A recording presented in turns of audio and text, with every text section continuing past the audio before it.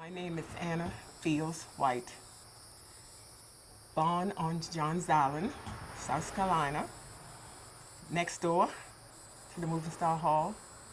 I born February the 25th, 1940.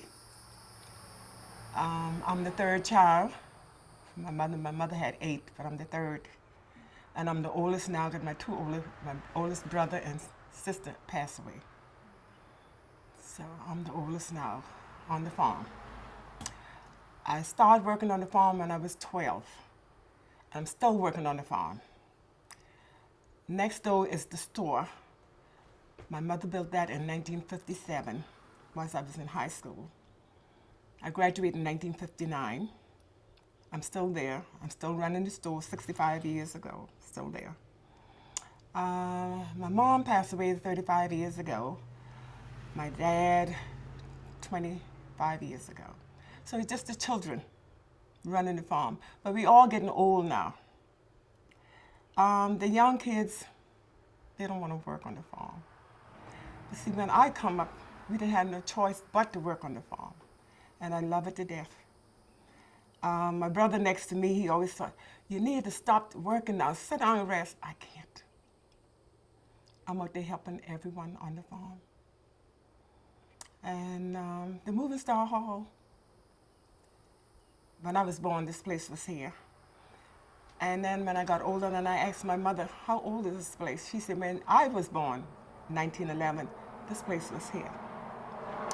But this is where we came when we was kids for prayer service. They have prayer service on Saturday night. They start at 7 until 7 in the morning, but we as children, they let us stay till 10 o'clock, and then they send us home. Somebody will walk us to the house. Back in the days, but like the old people, like I said, they used to come here from 7 to 7.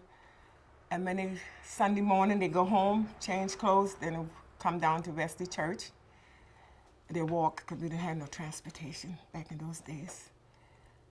And then later on, they had school here for civilian. When they come with the service, they had a teacher come here and teach them brick mason and stuff like a trade.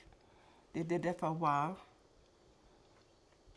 The older people start dying out, so this place was closed for a long time. But before the place was closed, as teenagers, like holiday, like 4th of July and Labor Day, my dad said, y'all get up, children, because you know they're going to bring the drum down the road at 1 o'clock. So we get up, go in the field to plant the slip potato. 12 o'clock, we out the field. 1 o'clock, you can hear the drum coming down the road. We had no music, but that music. We didn't have that lot of transportation on, back and forth. They start down there by they got a name to the road now, Tom Jones Road. Those men will walk all the way down here beating the drum, come here. We didn't come in the yard. We stayed right in the road. Because like I said, there wasn't that much traffic. And we danced for 3 hours. It was a lot of fun. Everybody was together. But then they start dying off, and that vanished. And then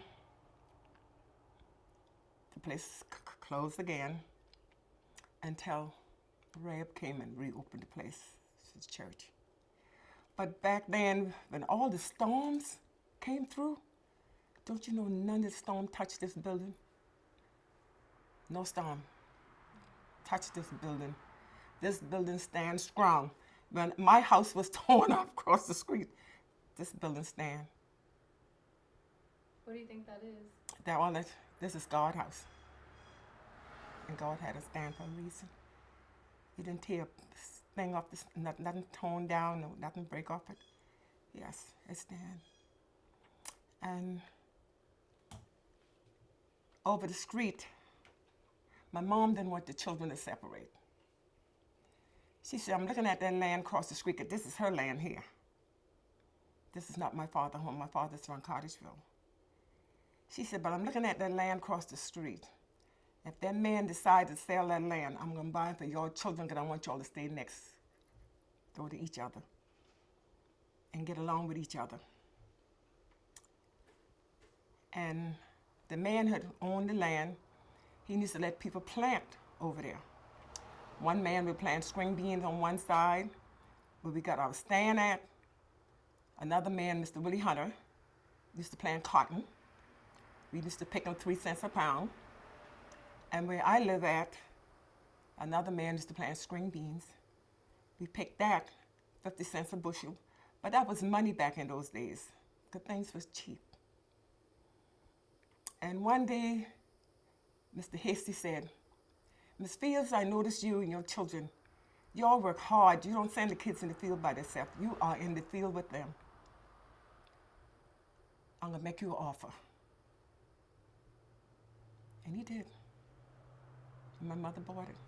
And the man who sold it to us owned Magnolia Garden. And we was on the land, we bought it in the 70s. And we're still together. I got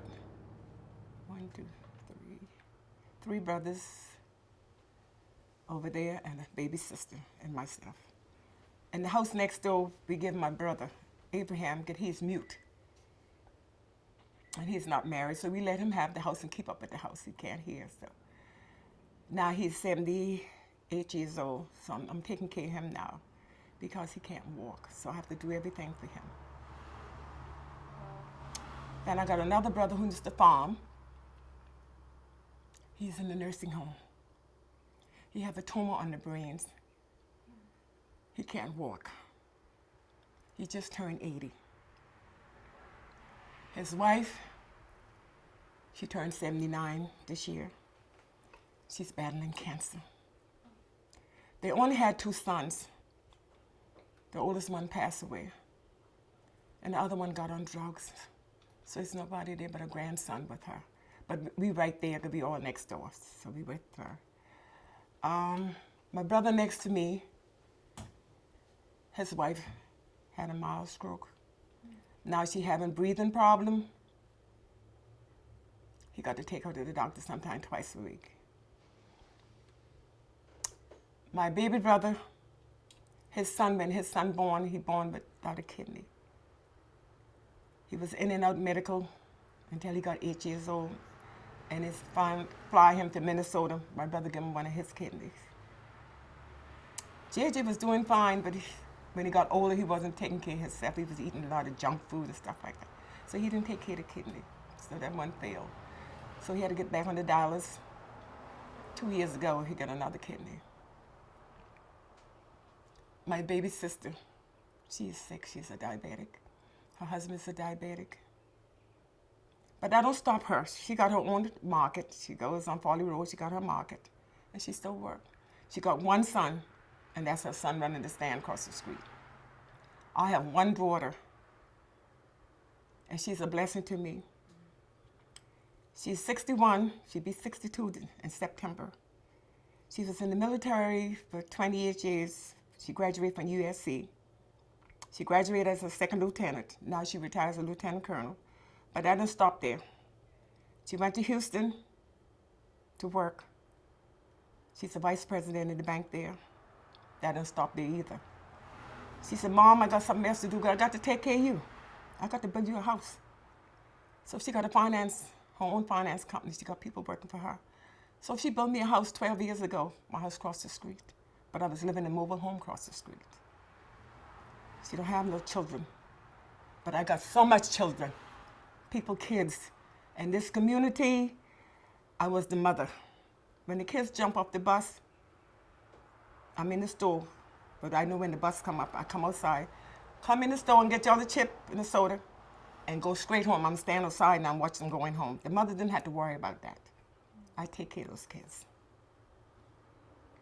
You're also, you watch over Moving Star Hall. We pulled up yesterday and you came right out. Oh, I watch anything to treat them or anything. I pull it myself and put them by the stove. Then I go across the road and get the truck and put them on the dump pile. Yes. I'm about God's business, not my business, about his business. I'm doing his work. So what does Moving Star Hall mean to you? I learned a lot from the movie Star Hall with the people coming in here. Those old people, they couldn't read neither write, but they know how to pray.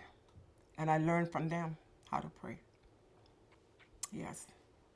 I learned a lot of wisdom, understanding from them. They tell me things. They motivate me, encourage me. What did the music teach you? From the drum beating, I don't know too much about depression and all that. My mother tells me. But I learned a lot from the music, how the people had to go through hard time and all that. Yes. And I went through some too. Yes, it wasn't easy. It wasn't easy. For me, in the morning, my dad would call us at 5 o'clock.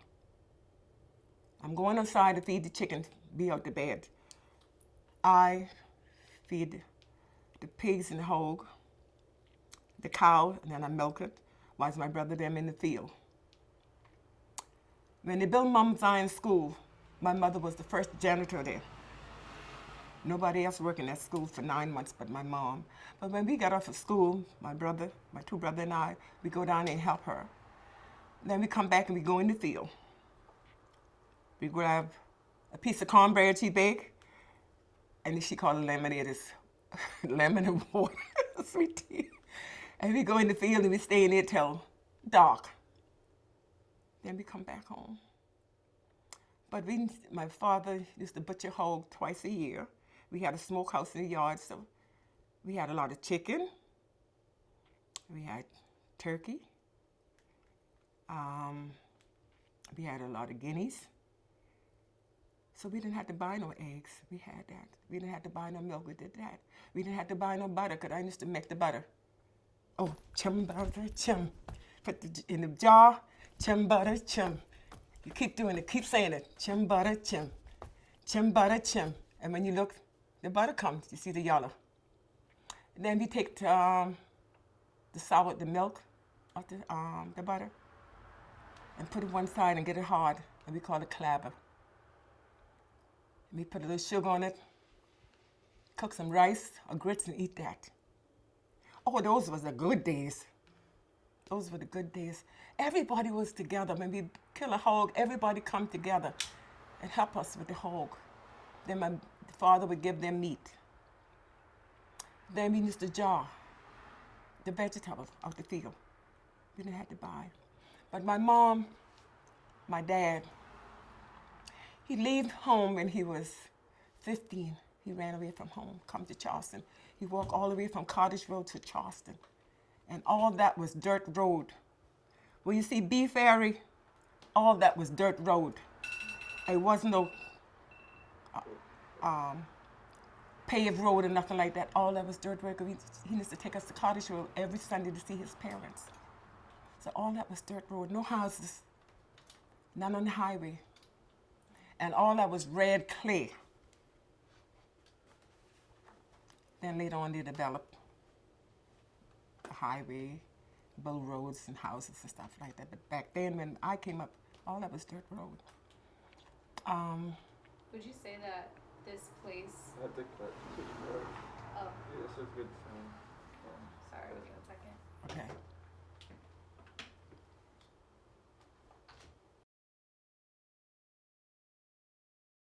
Yeah, whenever you're ready, let me know. I'm good. Alright. Speeding. Camera speed. We just have 1 or 2 more questions left for you. Okay. Miss Anna Fields, conversation, take 2. A cam, B cam, marker. Great. So how would you describe the type of praise, how would you describe the type of praise that, took place here? What did it sound like? What did it look like? The sound of the music, it was spiritual. Those people were spiritual. They shout and they pray all night long. And I enjoy it so much. And they watch over us. Y'all children, come on in here now. And I want y'all to get down on your knees and say your Father prayer. But 10 o'clock, you're going home back to your ma. Okay. And I learned a lot from this building.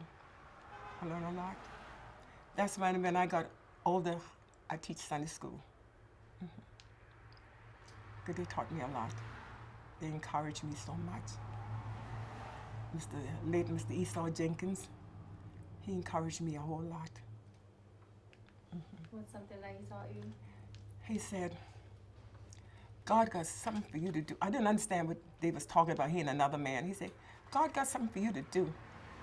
But by a teenager, I didn't understand. I was doing things, but I didn't understand why I was doing it. When I got older, Mr. Benji Blyden, late Mr. Benji Blyden, come to me. God got more work for you to do than I see it. I started driving the Sunday school bus for the Sunday school. I did that for 25 years. No vacation. Make sure the children is in Sunday school every Sunday. Pick them up every Sunday in the bus and take them. Wherever the children want to go, I take them. Wherever the choir want to go, I take them. No charge. No charge. Bible school, in the evening, I close my store. Take them to Bible school. I close it again. They call me, come pick them up. Pick them up. I learn a lot from the older people. Why is community so important to you? Why is this community here so important to you? Back then, not now. Back then, we all was together. We all were there for each other. Not today. Not today. Today, every week I got to call a policeman. They're breaking my place. They keep breaking into place. They come and bless me out for no reason because I don't want things around here. I have a hard time, and I'm still having a hard time. So what I do now, I don't open early in the morning. I come in 3 o'clock in the evening. And I get up before dark. Under my basketball coat, if they had listened to me, the man wouldn't got killed there. Next couple years, a Mexican get killed by my store. And it's scary. So I don't be in the store all day long. If somebody wants something, they'll call me on the phone, I come serve them, I go back. I don't stay here. No, it's very scary. Things are different today. Ain't like back then. You can leave your door open and go wherever you want to go. People watch out for you. Not today. Not today. Especially how things have changed. What makes preserving this legacy important to you? I hope we be able to keep it. Because this is a historic place. Really, the older people, nobody seemed to know when this place was built. And it's an old building. But like I said, all the storms since I were here, especially Hugo was a bad storm, it didn't touch the place. I told the pastor, I said, next time a storm comes, I'm coming in here. I'm not going to be home. Yes, I'll come here. Well, thank you. Is there anything else you want to share about Moving Star Hall? Oh, anything else? No. I'm just here for them. I look up for them. I can tell you a little bit about the airport down the road. The airport? Yes, I can tell you about the airport. What about that? It wasn't but one plane back in those days. They didn't have all the runway. A man used to plant spring beans on that whole place. Mr. Weatherford, he was the man that come and dust everybody crop who plant. And did that for a long time. Mr. Marvin Road used to plant spring beans. Used to put 15 people on the row to pick the beans. And I'm one other person. Yes, I was there. The big wide open space, half of the space, they used to let my daddy plant watermelon. We used to plant right to the front of to the gate. And that was fun because everybody got together and worked. But that went away. They started building a runway, bringing more airplanes on the place. That gone. I told my daughter, I got so much to tell you. How I came up and what all I see. a lot. It's But this- important, yeah. It's Yes. important to tell those stories. Oh, We're glad yes. that we get to be a part of that. And some of the kids that I take to Sunday school, they asked their mama could they stay spend night with me on Saturday night. I have 6 and 7 children in my house. They sleep, and I tell them the story. They listen. And Anna, yes, I see all this, but y'all didn't see it, because y'all weren't born. But I get to see it. My mom was a lady who used to sit on the side of the road 4 o'clock in the morning waiting for a ride to go to the city market. That was a market back in those days. You can walk from one end to the next, because I used to go in the market with her. Across from the market was a lot of restaurant. But things changed now. She gets 4 o'clock, she don't get back home till 3 o'clock in the evening. You know how much she had to pay to go to the city back in those days? 25 cents. All you do is sit on the side of the road. A car come by and pick you up and bring you back. And my dad had to go to Miami to work on a banana boat. I told people, we work hard to get what we got. All our years, we work. And we're still working. No, we're not taking it, but we got children. I don't have no grand, but my brothers, them got grand. So you're passing it on however you can. Yes, yes, yes. And I'm trying in the stand on Monday, I do the whole stand by myself. Clean it up, clean the vegetable up. When it's no good, I throw it away. Go in the field and get fresh ones. So when the barn open on Tuesday, everything nice and fresh. But I got a teenager. I bring her in the stand and show her how to work. You teach them as they're young. And she enjoys. Miss Anna, could I come back? Yes, you can come back Monday. The mother said, I'll bring her back. She enjoyed it so much. You got to teach them as they're young. That's the way how I learned. I know we have a lot. Or we like that. Is there any other question? Can we just get one more intro before we cut? Yeah, And then, so that's just. cool. We could do that. I also, if you could just finish this sentence for me. What I want people to know about Moving Star Hall is.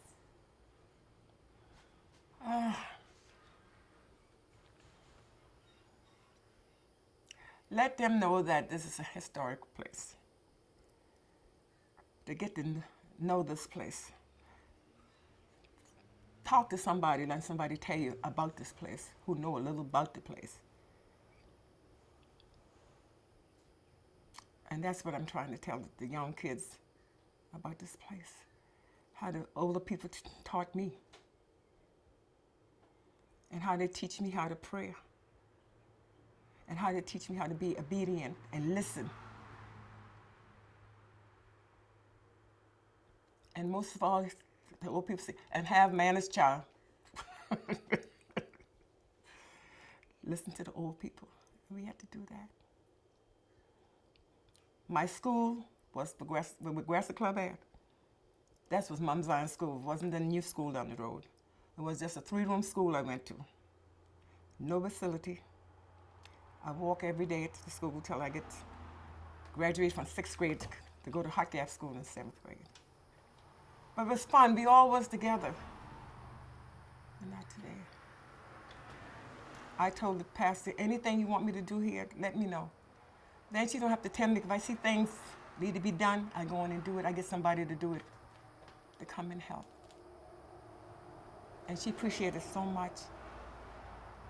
Appreciated it so much. Wow. And they always say, you never get tired. No, if you're working for God, you never get tired. Just keep on moving. Because you're going to ask him to help you, because you can't do it by yourself. Yes. And the only problem I got is a little pain in my back. That's it. All them bunch of medication, no, I don't. No. So I'm blessed. More than blessed.